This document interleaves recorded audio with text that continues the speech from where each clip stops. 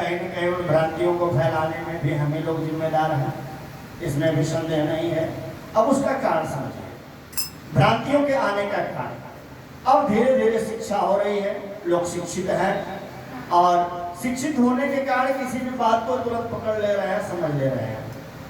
पहले हमारा जहाँ तक मानना है कि लोगों के उन बातों को ढंग से न समझ पाने के कारण शायद किसी समय ऐसा बता दिया गया हो कि जिस तरह से कर्म मरने के बाद किया जाता है वैसे पितृपक्ष में किया जाता है। इसीलिए इन्हीं भ्रांतियों को दूर करने के लिए जो लोग हमारे संसर्ग में, मैंने चाहा कि वो भ्रांतियां दूर हो।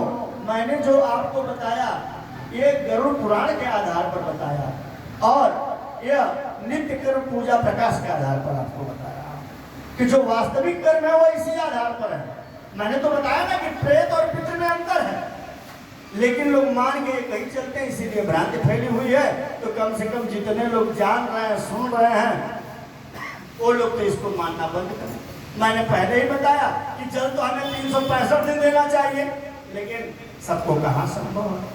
अभी तो बहुत लोगों से कहेंगे तो कहेंगे ये तो अशुभ है, लेकिन कौन कहेगा जिससे शास्त्रों की जानकारी नहीं है।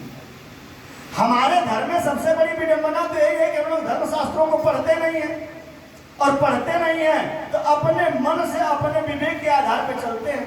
इसी को कहा जाता है तामसिक पूजन, तामसी सोच, और अपनी अपनी सोच के आधार पर हम व्याख्या करते हैं कि यही सही है ना यही गलत है। लेकिन शास्त्र के आधार पर जो था वो मैंने बताया और वही आगे कार्रवाई बढ़ाई जाए।